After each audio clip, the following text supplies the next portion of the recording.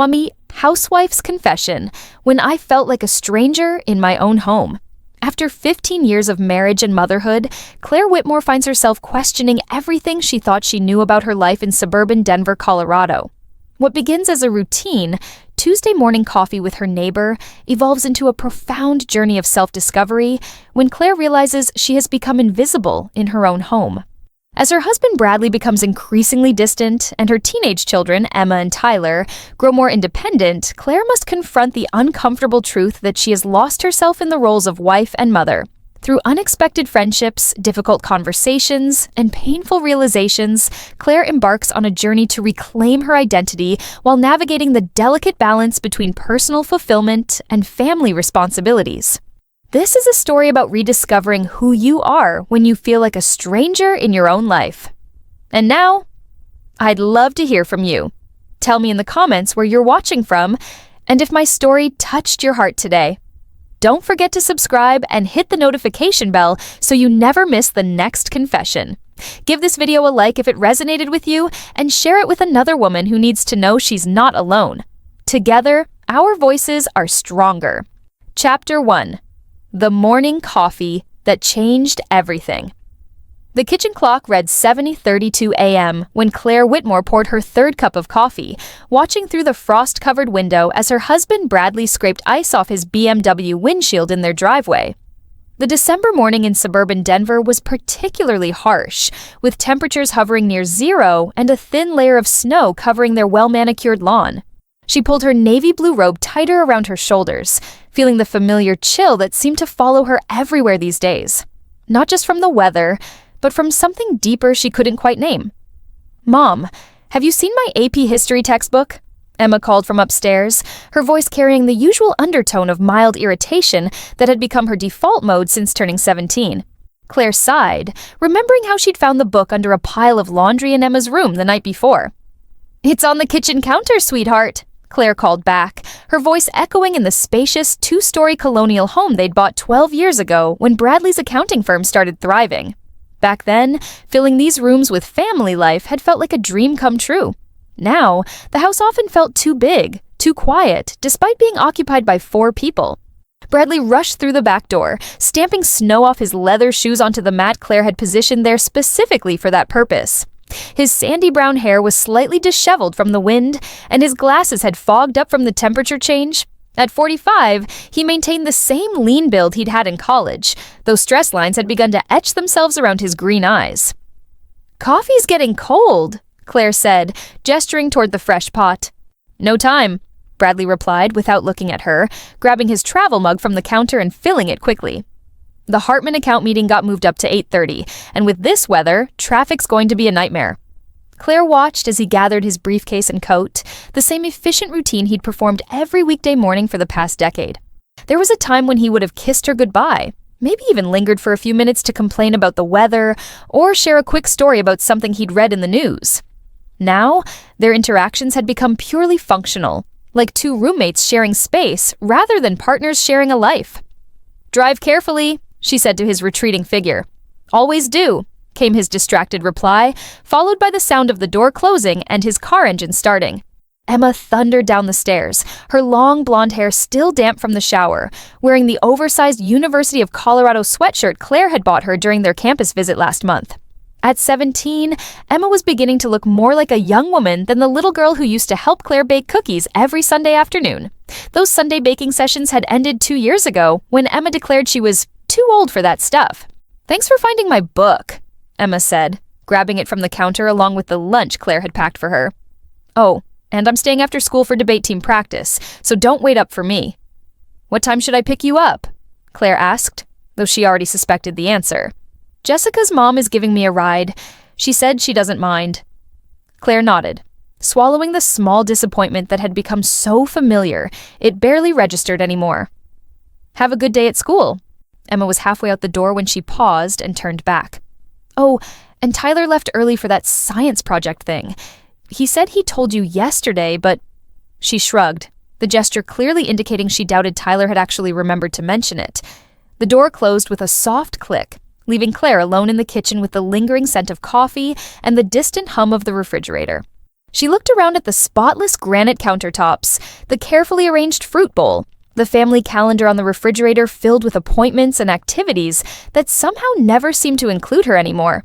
At 39, Claire still maintained the graceful appearance that had attracted Bradley in college, though she sometimes felt like she was looking at a stranger when she caught her reflection unexpectedly. Her chestnut brown hair was always perfectly styled, her clothes carefully chosen and pressed, her makeup applied with practiced precision. She had become an expert at looking put together, even when she felt like she was falling apart inside. The doorbell rang, interrupting her melancholy thoughts. Through the frosted glass, she could see the familiar silhouette of her neighbor, Marissa Chen, holding what appeared to be a steaming mug.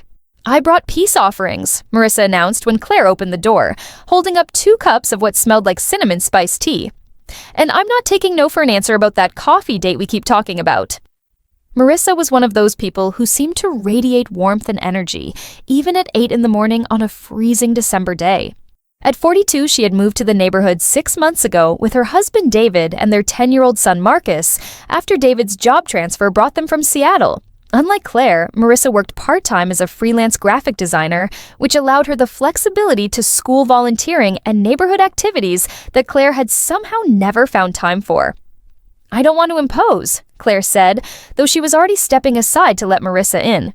The truth was, she craved adult conversation with someone who didn't need her to pack their lunch or remind them about appointments. "Impose?" Marissa laughed, settling herself at Claire's kitchen island as if she'd been invited for Sunday dinner. "Honey, I've been watching you through my kitchen window for months, and you look like you could use a friend. Plus, David's at work, Marcus is at school, and I've already finished the logo design I was supposed to deliver tomorrow. We're both free, and it's too cold to pretend we have anything better to do." Claire found herself smiling for the first time that morning as she accepted the warm mug. Marissa had a way of making everything seem simpler, more manageable. "You're very persistent." "It's one of my best and worst qualities, depending on who you ask," Marissa said, taking a sip of her tea. "David says I could talk my way into anything, which is probably how I convinced him to move to Colorado in the first place." They settled into comfortable chairs by the kitchen window, watching as the neighborhood slowly came to life. School buses rumbled past, parents walked dogs, and delivery trucks navigated the snowy streets. It was a scene Claire had witnessed thousands of times, but somehow it felt different with Marissa beside her, offering commentary and observations that made the familiar seem new again. "So tell me," Marissa said after they'd exhausted discussions about the weather and neighborhood gossip, "what does Claire Whitmore do when she's not being the perfect suburban wife and mother?" The question caught Claire off guard, mainly because she couldn't remember the last time someone had asked her about herself as an individual rather than in relation to her family. I manage the household, coordinate everyone's schedules, volunteer at the library book sale twice a year." "That's what you do for other people," Marissa interrupted gently. "I'm asking what you do for you. What makes Claire happy? What did you love doing before you became Mrs. Bradley Whitmore?" Claire stared into her tea, watching the steam rise and dissipate. The question felt impossibly complex, like trying to remember a dream upon waking. "I used to paint," she said finally, the words feeling strange on her tongue. "Watercolors mostly, landscapes, and still lifes. I was pretty good at it, actually. I even sold a few pieces at local art fairs during college." "What happened to that?" "Life happened," Claire said, the standard response she'd given herself for years. "Bradley's career took off, we bought this house, the kids came along, there just wasn't time anymore." Marissa was quiet for a moment, studying Claire with eyes that seemed to see more than most people bothered to look for. "When's the last time you painted something?" The question hung in the air like a challenge. Claire tried to remember, counting backward through years of birthday parties and school events and family vacations. 15 years, she said finally, shocked by her own answer. "Maybe 16. Emma was just a baby, and I set up a little easel in what's now Tyler's room. But then he came along 2 years later, and we needed the space for a nursery, and I just never set it up again." "Oh, 16 years, Marissa repeated softly. "That's a long time to go without doing something you love." "I love my family," Claire said quickly, feeling defensive for reasons she couldn't explain. "I'm sure you do, but loving your family and loving yourself aren't mutually exclusive, you know. In fact, I'd argue that you can't really do one well without the other." Before Claire could respond, her phone buzzed with a text message. It was from Bradley. Forgot to mention, client dinner tonight. Won't be home until late. Can you handle Tyler's parent-teacher conference at 3? Claire stared at the message, feeling something crack inside her chest. She'd been looking forward to that conference for weeks, mainly because it was one of the few school events that both she and Bradley usually attended together. More than that, she'd specifically reminded him about it 3 times over the past week. Everything okay? Marissa asked, noticing Claire's expression. Fine, Claire said automatically, then stopped herself. Actually, no, it's not fine. My husband just canceled on something we'd planned weeks ago, and I'm supposed to just handle it like I handle everything else. And the worst part is, he knew I was counting on him being there, and he just forgot. Or maybe he didn't forget, Marissa said quietly. The suggestion hit Claire like a physical blow, mainly because it voiced something she'd been trying not to think for months. The possibility that Bradley's increasing absence from family events wasn't due to oversight or work pressure, but to a deliberate choice to prioritize everything else above his family. I should go, Marissa said, standing and taking her empty mug to the sink. But Claire, that painting thing we talked about. You should think about it. There's an art supply store downtown, and I happen to know they offer adult classes on Saturday mornings. After Marissa left, Claire sat alone in her kitchen, staring at Bradley's text message. Outside, the snow had begun falling again, covering the world in a fresh layer of white that made everything look clean and new. She wondered when her life had become so predictable, so small, so completely defined by other people's needs and schedules. For the first time in years, Claire allowed herself to imagine what it would feel like to hold a paintbrush again, to lose herself in the careful application of color and light. The image was so vivid it made her chest ache with longing. She looked around her perfect kitchen, at the family photos on the refrigerator, and the carefully organized calendar that tracked everyone's life but her own. Somewhere in this house, packed away in the basement or attic, were boxes containing her art supplies, her sketchbooks, the remnants of the person she used to be before she became so completely absorbed in being everything to everyone else. Maybe it was time to find those boxes. Chapter 2. The Art of Rediscovering Yourself. The following Saturday morning found Claire standing in the doorway of Creative Corner, a small art supply store nestled between a coffee shop and a used bookstore in downtown Denver's Capitol Hill neighborhood. Through the window, she could see easels arranged in a circle and several adults already seated with sketch pads in their laps. Her hands trembled slightly as she gripped the door handle, and she wondered if she was making a mistake. "You must be Claire," a warm voice said from behind her. She turned to see a woman in her 50s with silver-streaked hair and paint-stained fingers extending a welcoming hand. "I'm Janet Holbrook. Marissa Chen called and said you might be joining us today. She also mentioned you have some prior experience with watercolors." Claire shook Janet's hand, grateful for the woman's easy manner. "It's been a very long time. I'm not sure I remember much." "That's the beautiful thing about art," Janet said, guiding Claire into the store. "It's like riding a bicycle. Your hands remember even when your mind thinks it's forgotten." The store smelled of paper and paint and possibility. Claire followed Janet past shelves lined with tubes of watercolor, rows of brushes in every conceivable size, and stacks of canvas and watercolor paper. In the back corner, 6 other adults sat in a loose circle, their ages ranging from what appeared to be early 30s to late 60s. The diversity surprised Claire somehow. She'd expected the class to be filled with either very young students or retirees with time to kill. "Everyone, we have a new addition today," Janet announced. "Claire, would you like to introduce yourself?"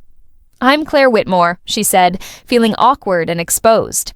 "I live in Cherry Creek, and I haven't painted in about 16 years, but I used to enjoy watercolors." A woman with short gray hair and kind eyes smiled at her. "I'm Dorothy, and I hadn't picked up a brush in 25 years before I started coming here. My husband passed away last year, and I needed to find something that was just for me.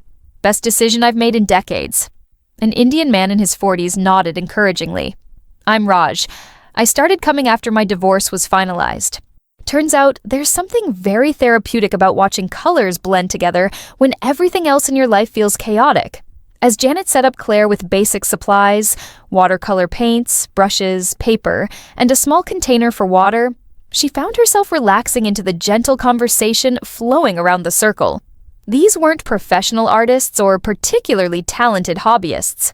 They were people like her, looking for something that had gone missing from their lives.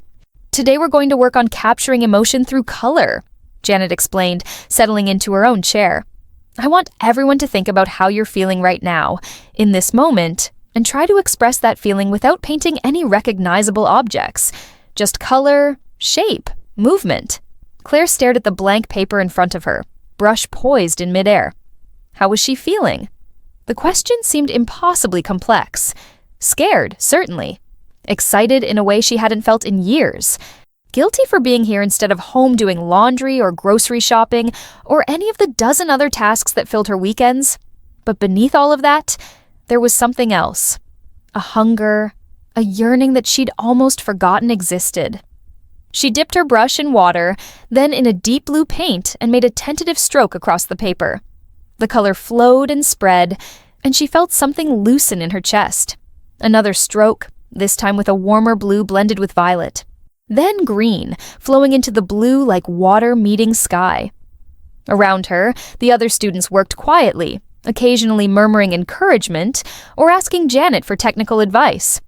Claire found herself lost in the meditation of color mixing, the gentle resistance of the brush against paper, the way the paint seemed to have a mind of its own as it spread and pooled and dried. "That's lovely," Dorothy said softly, leaning over to see Claire's work. "It reminds me of morning fog lifting off a lake." Claire looked at her paper with surprise. Without consciously planning it, she'd created something that did indeed resemble a misty landscape, all soft blues and grays with hints of green emerging from the shadows. It wasn't technically sophisticated, but it conveyed a sense of something hidden beginning to emerge into light. "How does it feel?" Janet asked, appearing at Claire's shoulder. "Like remembering," Claire said, the words coming out before she could censor them. "Like finding a part of myself I thought was gone." When the class ended 2 hours later, Claire felt simultaneously drained and energized, as if she'd run a marathon and meditated simultaneously. She carefully carried her still damp painting to the car, propping it against the passenger seat where she could see it during the drive home. The house was empty when she arrived. Bradley had gone golfing with clients, Emma was at a friend's house, and Tyler was at basketball practice. Claire stood in the mudroom, holding her painting and wondering where to put it. The kitchen seemed too public, the bedrooms too private. She finally settled on the small desk in the corner of the living room where she paid bills and managed family schedules. As she cleared space for the painting, her phone rang. "How did it go?" Marissa's voice was warm with genuine curiosity. "Better than I expected," Claire admitted. "Different than I remembered, but good different. The teacher was wonderful and the other students were, I don't know, real people dealing with real things. It didn't feel pretentious or intimidating." "And how do you feel now?" Claire considered the question, looking at her painting drying on the desk. "Proud, I think, and a little scared. Like I opened a door that's been closed for a very long time, and I'm not sure what's going to come through it." "That's exactly how you should feel," Marissa said. "Growth is supposed to be a little scary. Safe things don't change us." After they hung up, Claire made herself a sandwich and sat at the kitchen island, looking out at the backyard where patches of snow still clung to the shadow areas beneath the trees. She thought about the conversation with Janet after class, when the instructor had mentioned that several students had progressed from the Saturday morning sessions to more intensive workshops and even local art shows. "The key," Janet had said, "is consistency. Art isn't about talent as much as it's about showing up regularly and being willing to see what emerges." The front door slammed, followed by Tyler's voice calling, "Mom, I'm home!" Claire felt the familiar shift from her own thoughts to family mode, but this time it felt different somehow. Instead of completely abandoning her inner world, she found she could hold both, her role as Tyler's mother and this new sense of herself as someone who painted. Tyler appeared in the kitchen, still wearing his basketball uniform and carrying his gym bag. At 15, he was growing into his father's lean build, though his dark hair came from Claire's side of the family. Unlike Emma, who had begun treating family interactions as necessary interruptions to her real life, Tyler still enjoyed talking to his parents, sharing stories from school, and asking for advice about everything from homework to friendships. "How was practice?" Claire asked, noting the slight limp he was trying to hide. "Good. Coach says I might make varsity next year if I keep improving my free throw percentage." Tyler paused at the refrigerator, grabbing a sports drink. "What's that?" he asked, nodding toward the painting visible on the desk. I went to an art class this morning, Claire said, bracing herself for his reaction. Tyler walked over to examine the painting more closely. You made this? Today? It's just a beginner's exercise, Claire said quickly. Nothing special. Are you kidding? This is really good, Mom. I didn't know you could paint. Tyler's genuine enthusiasm surprised her. Are you going to keep taking classes? I'm thinking about it, Claire said, realizing as she spoke that she was indeed thinking about it, planning for it, looking forward to it in a way she hadn't looked forward to anything personal in years. You should, Tyler said definitively. It's cool that you're doing something just for you. Dad's always talking about how important it is to have individual interests and goals outside of family stuff. The irony of Bradley advocating for individual pursuits while systematically avoiding family commitments wasn't lost on Claire, but she chose not to burden Tyler with that observation. Instead, she focused on his genuine support for her art class, filing away his encouraging words to remember when her confidence inevitably wavered. Emma arrived home an hour later, breezing through the kitchen with barely a glance in Claire's direction. When she noticed the painting, however, she stopped mid-stride. Wait. You painted that? Emma's tone carried surprise rather than enthusiasm. This morning at an art class downtown. Emma studied the painting with the critical eye she'd inherited from Bradley. It's pretty good, actually. Very moody. Are you having some kind of midlife crisis or something? I'm 39, Emma. That's hardly midlife crisis territory. Okay, but it's just kind of random, you know? You've never shown any interest in art stuff before. Emma's expression softened slightly. Not that it's bad or anything. It's just unexpected. After Emma disappeared upstairs to her room, Claire sat alone with her thoughts and her painting. Emma wasn't wrong. From her children's perspective, this interest in art probably did seem to come out of nowhere. They had no memory of the person Claire had been before marriage, and motherhood consumed her identity. To them, she had always been simply Mom, the person who managed their lives and supported their interests without having any distinct interests of her own.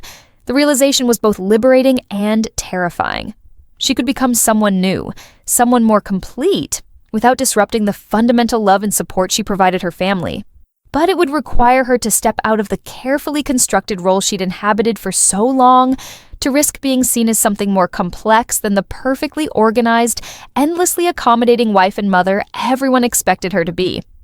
When Bradley came home that evening, Claire was in the kitchen preparing dinner. Rosemary chicken with roasted vegetables, one of his favorites. He was in a good mood, having apparently won his golf match and secured a new client's signature on a significant contract.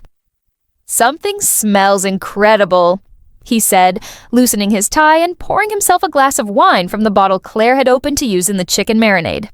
How was your game? Claire asked, stirring the vegetables. Great. Really great. Johnson from the engineering firm is going to sign with us for their entire tax preparation next year. Could mean an additional 6 figures for the firm. Bradley settled at the kitchen island, scrolling through his phone while he talked. Oh, and I might need to travel to Phoenix next month for a few days to meet with some potential new clients there. Claire nodded, adding the information to her mental calendar of family logistics that would need to be managed around his absence. It was only when she turned to check on the chicken that Bradley noticed the painting on the desk. What's that? He asked, walking over for a closer look. I took an art class this morning, Claire said, trying to keep her voice casual. Bradley examined the painting with the same analytical approach he applied to financial statements.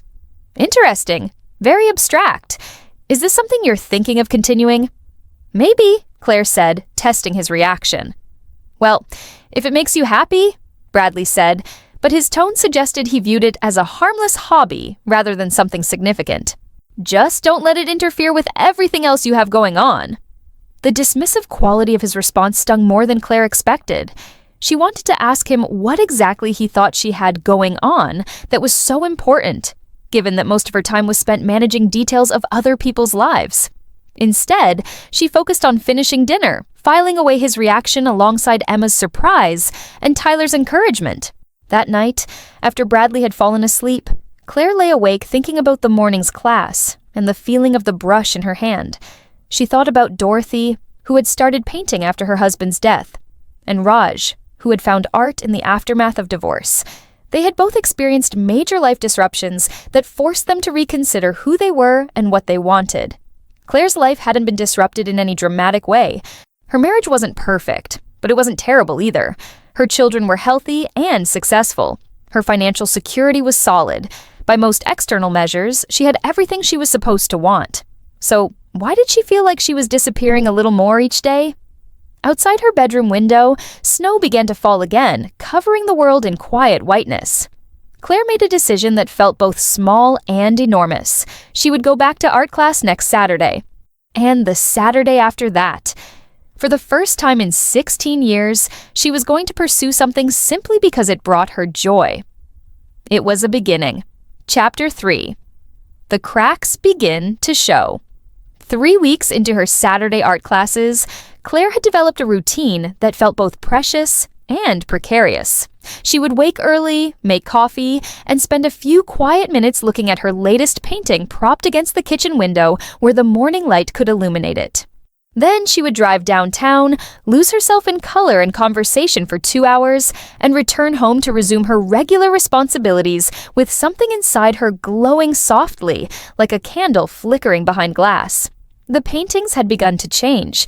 Where her first attempt had been all soft blues and gentle emergence, her recent work showed bolder strokes, stronger colors. Janet had encouraged her to experiment with different techniques, and Claire found herself drawn to paintings that captured movement. Wind through trees, water over rocks, the way light shifted throughout the day. "You're developing your own voice," Janet had told her the previous Saturday. "That's rarer than you might think. Many people can learn to paint skillfully, but finding your own visual language takes courage." This particular Saturday in mid-January, Claire arrived at Creative Corner to find the usual group supplemented by 2 new faces. A young woman who looked to be in her late 20s, and a man about Claire's age with prematurely gray hair and kind eyes. "Everyone, I'd like you to meet Sophia and Marcus," Janet said as they arranged their supplies. Sophia is a teacher who's looking for a creative outlet after school hours, and Marcus recently moved here from Chicago. As introductions went around the circle, Claire learned that Marcus had relocated to Denver for a fresh start after what he diplomatically described as major life changes. Sophia taught 4th grade and had been wanting to try watercolors since college, but hadn't found the time until recently. "I keep telling myself I need hobbies that don't involve grading papers or creating lesson plans," Sophia said with a laugh that carried a note of exhaustion. "Something that's just for me, you know." The theme for today's class was painting what you love, and as Janet demonstrated techniques for capturing fine details, Claire found herself thinking about what she truly loved rather than what she was supposed to love. The distinction felt important, though she couldn't have articulated why. She began with the gardens behind her house, trying to capture the way winter light fell through bare tree branches onto snow-covered flower beds. But as her brush moved across the paper, the image transformed into something more abstract. Patterns of light and shadow that spoke to longing rather than literal representation. "That's beautiful," Marcus said quietly. He was seated to her right, working on what appeared to be a street scene. "There's something very emotional about it." "Thank you," Claire said, surprised by the compliment. "What are you working on?" "A neighborhood from my childhood in Chicago," Marcus replied, adding delicate details to a row of brownstone buildings. "I'm finding that painting helps me process memories, especially the complicated ones." Their conversation was interrupted by Sophia, who was struggling with a landscape that kept becoming muddy as she layered colors. Janet moved over to help, explaining the importance of letting each layer dry completely before adding the next. "Patience is one of the hardest things about watercolor," Janet said. "You have to trust the process and resist the urge to fix everything immediately. Sometimes what looks wrong in the middle turns out to be exactly right in the end." Claire filed away the advice, sensing it applied to more than just painting. After class, as Claire was carefully packing her supplies, Marcus approached her. "Would you be interested in getting coffee sometime? There's a place around the corner that makes excellent lattes, and I find I'm still adjusting to not knowing anyone in town." The invitation was friendly rather than romantic. Claire could sense that clearly, but it still felt significant. When was the last time someone had wanted to spend time with her simply for her company, rather than for what she could do for them? "I'd like that," she said, surprising herself with how easily the words came. "How about now?" Marcus suggested. "If you don't have to rush home, that is." Claire thought about her usual Saturday afternoon routine: grocery shopping, laundry, meal planning for the week. None of it was urgent, though Bradley would probably notice if dinner wasn't ready by 6 as usual. "Now sounds perfect," she said. The coffee shop Marcus had suggested was warm and crowded, filled with the kind of eclectic mix of people Claire associated with urban neighborhoods, but rarely encountered in her suburban life. They found a small table by the window where the late morning light illuminated Marcus's thoughtful face as he talked about his recent move. "My wife and I divorced last year," he explained, without seeming to expect sympathy or judgment. 22 years of marriage, 2 kids in college, and we just grew apart, I guess. Started wanting different things from life. The divorce was amicable, but Chicago held too many memories. I needed somewhere new to figure out who I am when I'm not half of a couple. Claire sipped her latte, struck by Marcus's openness about such personal matters. In her social circle, marital problems were typically hidden behind careful smiles and vague references to being busy or working on things. "That must have been terrifying," she said, "starting over somewhere completely new." "It was, but also liberating in ways I hadn't expected." Marcus paused, studying Claire's face. "What about you? What brought you to Janet's class?" The question felt loaded with possibilities. Claire could give the safe answer, that she used to paint and wanted to pick up an old hobby, or she could risk telling the truth. "I was disappearing," she said finally. "Not literally, but I looked around my life one day and realized I couldn't remember the last time I'd done something just because I wanted to do it. Everything was about my husband's career, or my children's activities, or managing the household. I was beginning to feel like a supporting character in my own life."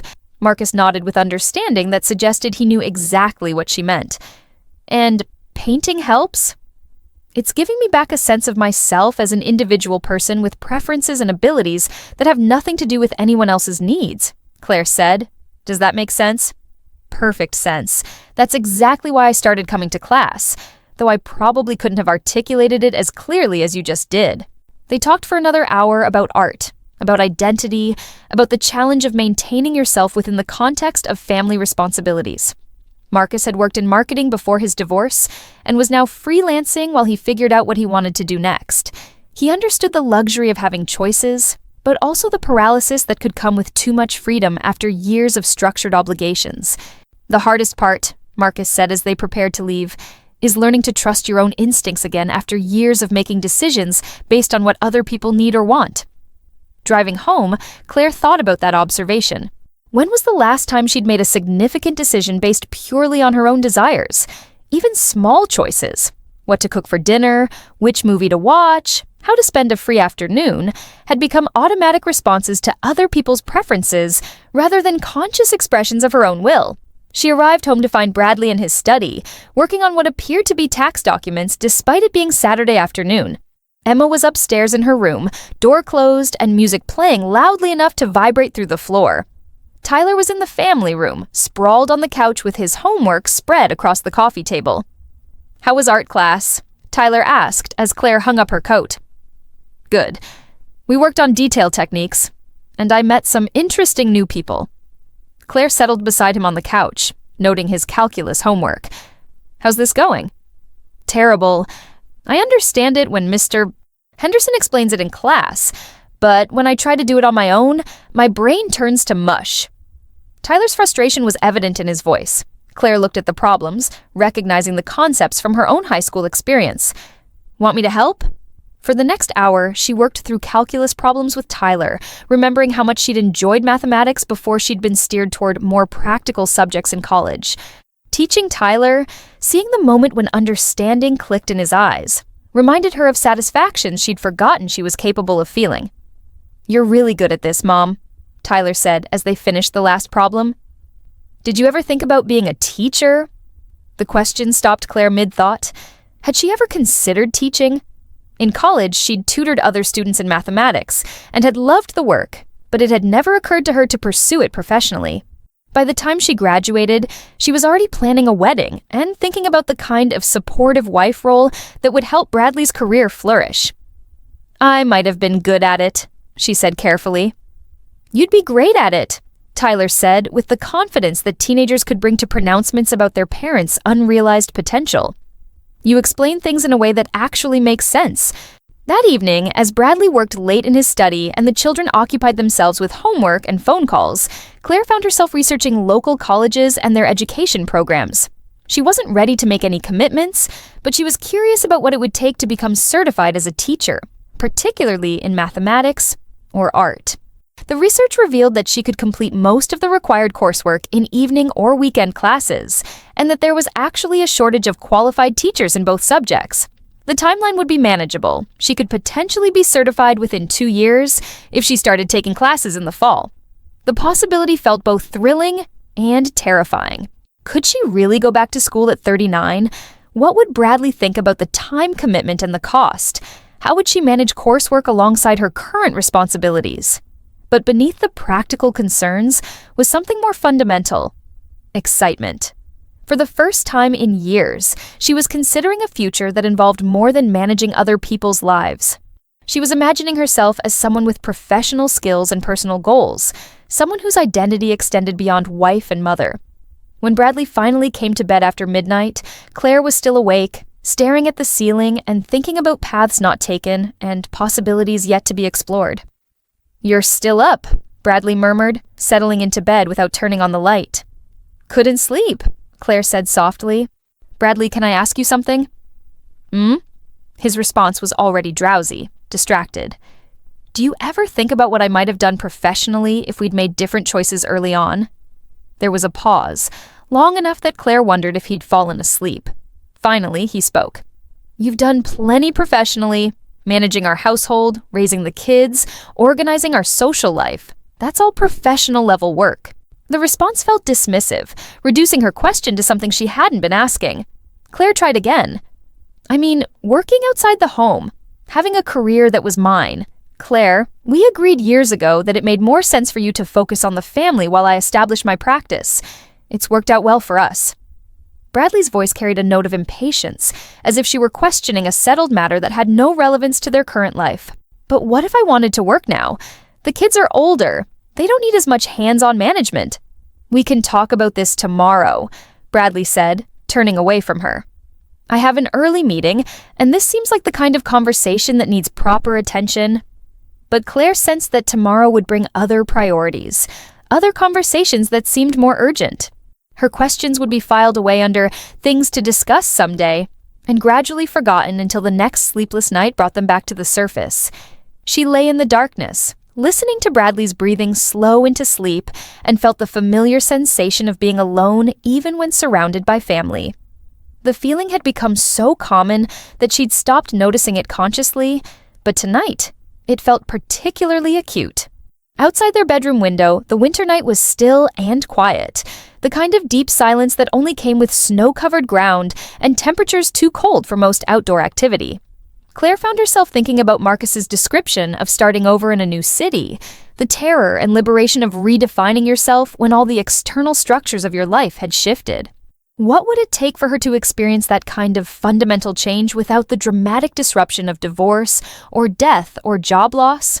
Could someone reinvent themselves within the context of an existing life, or did transformation require destruction first? The questions followed her into restless sleep and were still there when she woke the next morning. Chapter 4. The Truth About Starting Over. February in Denver brought an unexpected warm spell that made Claire think of spring, even though she knew winter would return with a vengeance before it finally released its hold on the city. She was walking through Washington Park on a Tuesday afternoon, having left home after lunch with no particular destination in mind, when her phone buzzed with a text from Marissa. "Coffee emergency. Meet me at the grind in 20 minutes? Claire smiled, recognizing Marissa's dramatic way of indicating she needed to talk. She'd grown to treasure these impromptu meetings with her neighbor, conversations that felt like lifelines to a version of herself that existed independently of her family roles. She found Marissa at a corner table, 2 steaming mugs already waiting. Marissa's usually cheerful expression seemed strained, and she was fidgeting with her wedding ring in a way that suggested whatever she wanted to discuss was significant. "David got offered a promotion," Marissa said without preamble as Claire sat down. "Vice president of his division. It's a huge opportunity, great money, everything he's been working toward." "That's wonderful news," Claire said, though Marissa's tone suggested complications. "The job is in Atlanta. We'd have to move by June." Claire felt something cold settle in her stomach. Over the past few months, Marissa had become more than just a neighbor. She'd become Claire's closest friend, the person who encouraged her to take art classes and ask difficult questions about her life. The idea of losing that support system felt devastating. "How do you feel about it?" Claire asked, though she could see the conflict written across Marissa's face. "Proud of David, excited about the opportunity for our family, and absolutely terrified about starting over again." Marissa wrapped her hands around her coffee mug as if trying to absorb its warmth. "We just got settled here. Marcus is doing well in his new school. I've finally built up a decent client base for my design work, and I've made real friendships for the first time in years." She looked directly at Claire. "I don't want to leave you, especially now when you're just starting to find yourself again." The conversation continued for an hour, covering practical concerns and emotional ones, the excitement of new possibilities, and the grief of leaving good things behind. As they talked, Claire realized that watching Marissa navigate this major life decision was teaching her something important about the relationship between fear and growth. "The thing is," Marissa said as they prepared to leave, "I've learned that I can adapt to new places and situations. Moving here from Seattle taught me that. But I'm worried about you, Claire. You're just beginning to remember who you are outside of your family roles. I don't want you to lose that momentum when I'm not here to remind you." "I won't," Claire said with more confidence than she felt. "The art classes are just the beginning. I've been researching teacher certification programs, and I think I might actually do it." Marissa's face lit up with genuine enthusiasm. "Claire, that's incredible. Have you told Bradley?" "Not yet. I wanted to make sure it was more than just a passing idea before I brought it up." Claire paused. "Actually, I tried to talk to him about working outside the home a few weeks ago, and he wasn't very receptive." "What did he say?" Claire recounted the late-night conversation, Bradley's dismissive responses, his suggestion that managing the household was professional enough work for her. As she spoke, she could see concern growing in Marissa's expression. "Claire, can I ask you something? And will you promise to really think about the answer rather than just giving me the automatic response?" "Of course." "When you imagine telling Bradley about wanting to become a teacher, how do you feel?" The question caught Claire off guard with its directness. She started to give a diplomatic answer about needing to find the right time and approach, but Marissa's expression stopped her. "Scared," Claire said finally. "I feel scared that he'll dismiss it, or tell me all the reasons it won't work, or make me feel foolish for wanting something that doesn't directly benefit him or the children. And what does that tell you?" Claire was quiet for a long moment, watching pedestrians walk past the coffee shop window. "It tells me that I don't feel like I have the right to want things for myself. It tells me that somewhere along the way, I learned to see my own desires as selfish or impractical." "And is that a healthy dynamic in a marriage?" The question hung between them like a challenge. Claire knew the answer, had known it for months without allowing herself to fully acknowledge it. A healthy marriage should make space for both partners' growth and dreams. It should involve mutual support for individual goals, not just shared ones. "No," she said quietly, "it's not healthy." They parted ways with promises to stay in close touch, regardless of geographical distance, and Claire drove home feeling both sadness about Marissa's eventual departure and a new clarity about her own situation.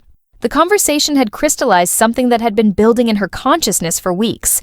Her marriage had become a constraint rather than a support system, and she was going to have to decide whether to accept that limitation or challenge it. That evening, she made Bradley's favorite dinner, herb-crusted salmon with wild rice and steamed asparagus, and waited until the children had finished eating and moved on to homework before bringing up the subject she could no longer avoid. "I've been thinking more about that conversation we had a few weeks ago," she said, as Bradley poured himself a second glass of wine. "About me working outside the home." Bradley looked up from his phone, where he'd been scrolling through work emails. "What about it?" "I want to go back to school to get my teaching certification. I could take evening and weekend classes, so it wouldn't interfere with my responsibilities here. And there's a real need for math and art teachers in the district." Bradley was quiet for a moment, his expression shifting from surprise to something that looked like calculation. "Teaching doesn't pay very well, Claire. After taxes and the cost of your certification program, you'd barely break even the first few years." "It's not about the money," Claire said, though she'd expected this response. "It's about having work that's meaningful to me personally, something that uses my abilities and gives me a sense of professional identity." "You have a professional identity. You manage our household, coordinate our social obligations, support my career." Bradley's tone carried the same dismissive quality it had during their late-night conversation. "Those things support everyone else's lives?" Claire said, feeling her carefully controlled composure beginning to crack. "What about supporting my life? My goals? My sense of purpose?" "Your purpose is our family," Bradley said, and there was something final in his tone that suggested he considered the matter settled. The words hit Claire like a physical blow, not because they were cruel, but because they revealed so clearly how Bradley saw her, not as an individual person with her own dreams and potential, but as a function within the family system. A valuable function, certainly, but still just a role rather than a whole person.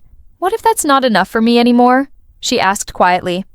Bradley set down his wine glass and looked at her with what appeared to be genuine confusion.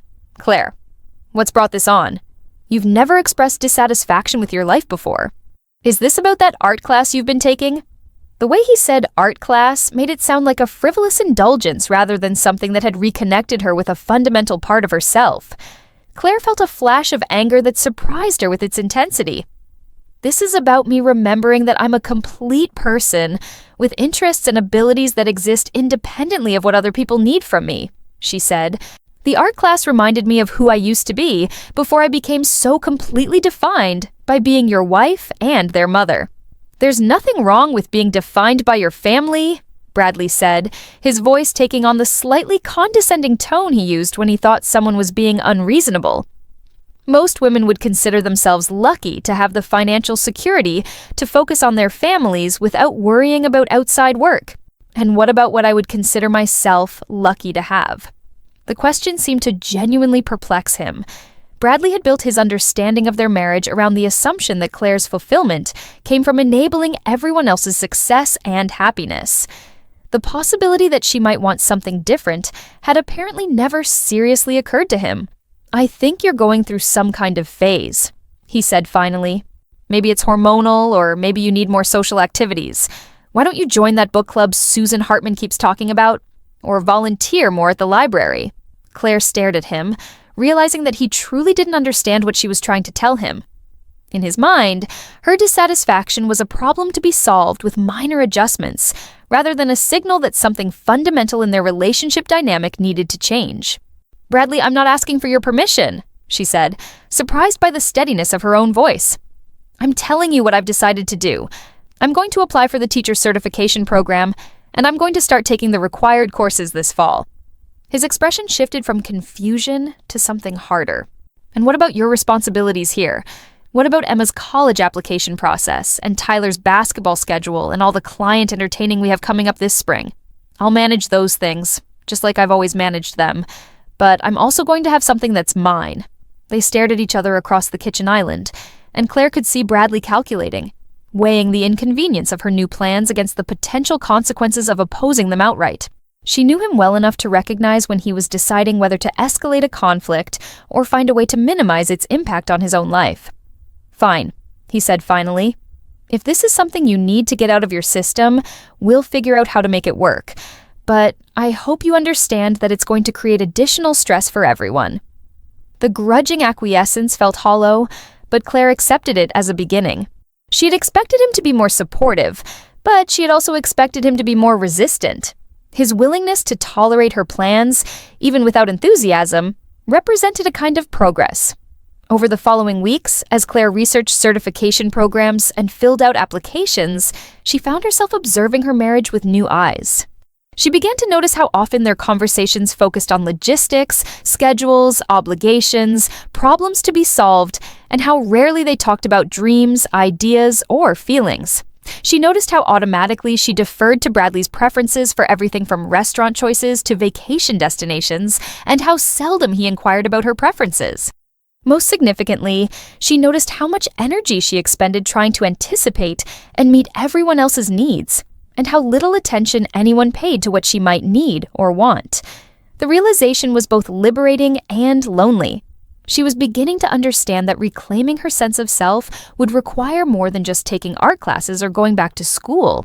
It would require fundamentally renegotiating her relationships with everyone in her family, establishing boundaries and expectations that made space for her own growth and dreams.